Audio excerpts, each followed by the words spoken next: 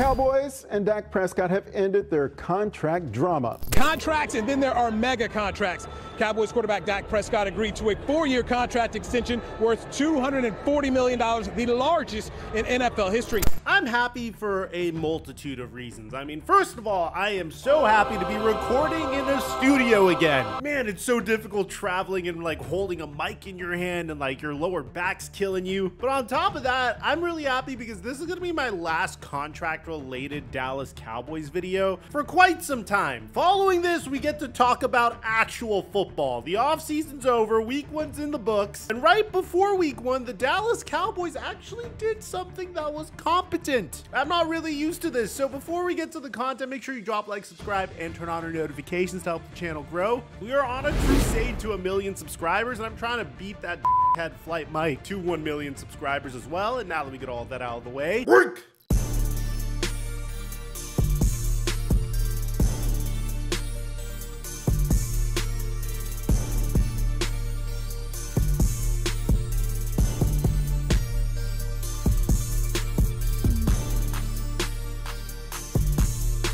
If you follow me on Instagram at The Flight Mike and followed my Friday night picks for Prize Picks, then you made yourself some money. Unfortunately, I didn't get as lucky with the free square, but luckily for us, we're getting another free square for week 2. And once again, it's with Caleb Williams. All Caleb Williams needs is 1 passing yard versus the Houston Texans for his square to hit. We just gotta pair this with something that we believe is guaranteed and we'll automatically make ourselves some money. I'm gonna post my Caleb Williams pick onto my Instagram story when a new board comes out. And guys, use my promo code microphone to get a free $50 when you play a game of $5 or more. You don't even need to win to get the $50. It's guaranteed. This game's really fun, especially if you're good at projecting how players are going to do. And thank you, Prize Picks, for the sponsor. Mic check 1 2 1 2. What's going on, everybody? Let me tell you something. Life is really good when your favorite team happens to be undefeated. As a matter of fact, I kind of painted a vivid image of what that life might look like on my Instagram and my latest post. Before that, the Dallas Cowboys did something that I wasn't expecting. This is really not like anything that the Jones family typically does.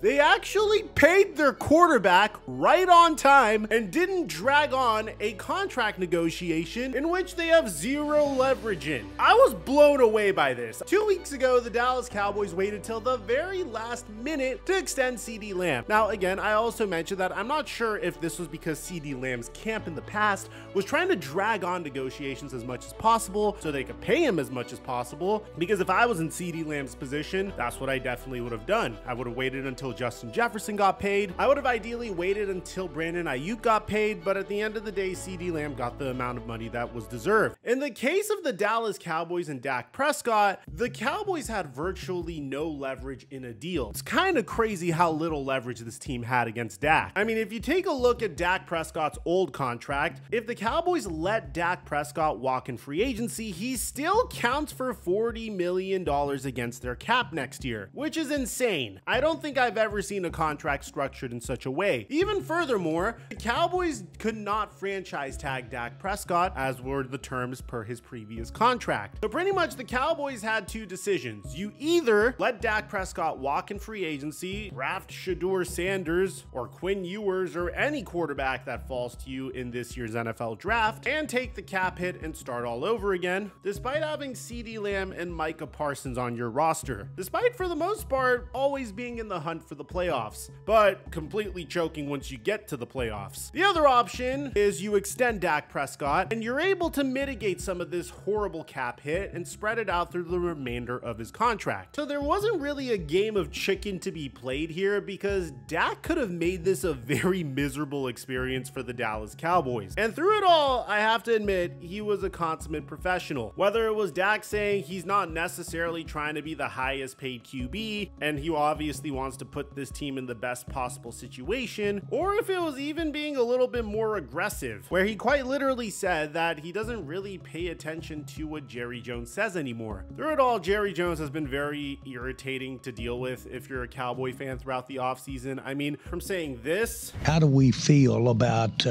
where we've been in this free agency? We feel great about what we've been in free agency. All in. All in.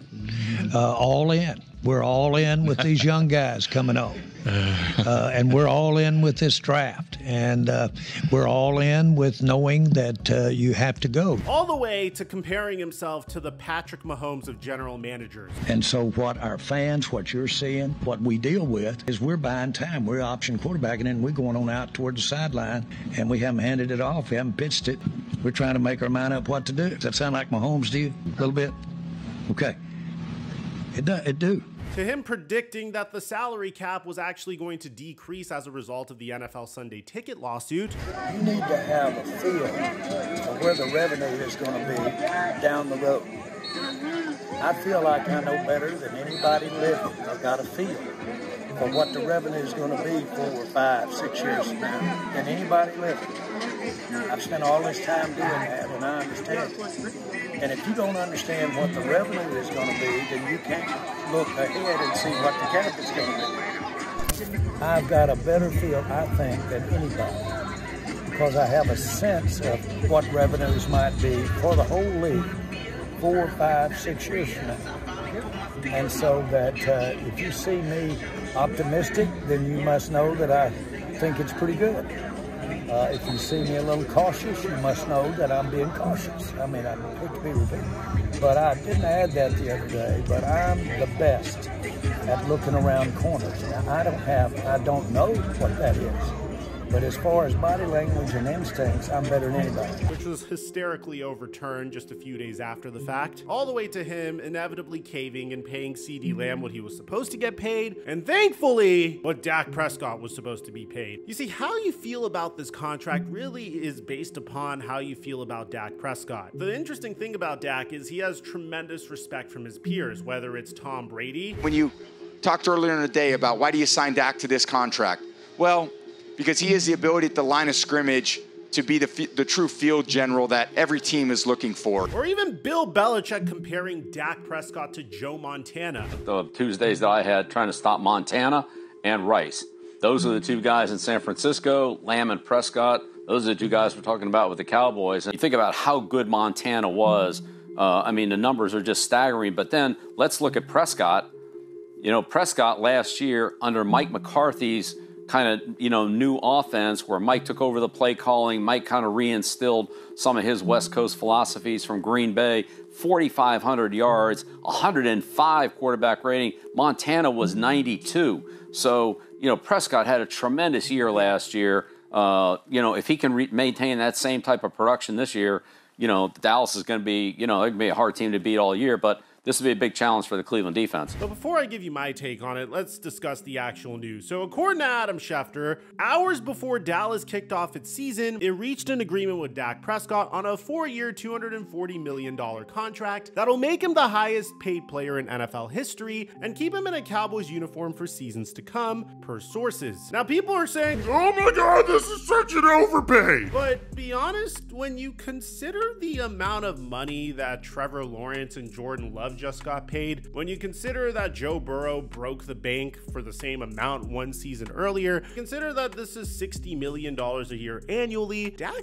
really could have asked for a lot more. Dak could have made this a way bigger headache for the Cowboys if he really wanted to get a crazy bag. Dak could have said, I'm not accepting anything and I'm going to enter free agency and go to a team that's willing to pay me $70 million a year. He didn't do that. Yes, this does make him the highest paid player in NFL history. Yes, it's the most guaranteed money in NFL history. I will say I do think Dak Prescott deserves the most guaranteed money ever given out to a player, a little bit more than the last guy that got this contract. And I would talk about Deshaun Watson's performance against the Cowboys in week 1, but a part of me feels like you guys would want that to be a different video, so keep your eyes open for that one. Honestly, I'll even drop it today if it gets to the top comments. As a Dallas Cowboy fan, I'm very glad that they didn't delay the inevitable. There really wasn't a choice here, because if you take a look at his contract before, Dak Prescott was going to count for 21.6% of the salary cap with his $55.1 million cap hit. it. Now, that contract is prorated. Now his 2025 cap number will include a $26.1 million in bonus proration, plus the new proration of the signing bonus and base salary. But of course, the Cowboys get to keep their QB. It sheds a bunch of salary. They could spread out that salary over the remaining years. And given how I thought this could potentially drag into the offseason, and we would see Brock Purdy get extended before Dak Prescott, I'm very happy that the Cowboys were able to get it done at this point. This is what Jerry Jones thought about the contract extension. And the figure is what it means is a big commitment to the next 5 years, to our future, if you will. There's a lot of me that thinks I'd hope Dak is our quarterback for the rest of my time. So, and that's not just limited to the terms of this contract either. But again, it didn't seem like the Cowboys had much of a choice but to extend Dak Prescott. The fact that they got it done before the season, one, speaks a lot about their belief in Dak. Two, just shows that the Cowboys aren't going to waste any more time and spend unnecessary dollars just by waiting until the last second to extend their starting QB. And three, gives them some more space when they have to inevitably extend Micah Parsons. Do I believe Dak Prescott deserves the contract extension? Absolutely. Okay, I understand that his performance against the Green Bay Packers wasn't the greatest. And yes, I understand he has this reputation of putting up empty stats in garbage time that really make his stats look incredible. At the same time, he only threw 9 interceptions last year. At the same time, he was incredibly dominant in the regular season last year. And in my opinion, there's no question about it, he is a top 5 QB in the NFL. You can make a very reasonable argument that he might even be a top 3 QB in the NFL. But I'm not going to get into that. I think he is one of the best quarterbacks in the NFL. I do think winning a Super Bowl is possible with Dak Prescott. And this is before we get to how I feel about Dak Prescott as a human being and what he's overcome throughout his entire life. I'm really happy for the guy. I hope this results in a Super Bowl for the Dallas Cowboys. But at the very minimum, I'm happy that they didn't wait until the absolute last second to get this contract done. Let me know in the comment section down below, how do you guys feel about this brand new contract? Do you think it's an overpay? Do you think Dak Prescott should have taken less money? Do you think he should have tried to tie Joe Burrow or maybe ask for $56 million a year annually? Or do you think 60 is the right number? I'd like to hear what you have to say. Aside from that, I'm your boy Mike, and I'm dropping our mic until our next upload.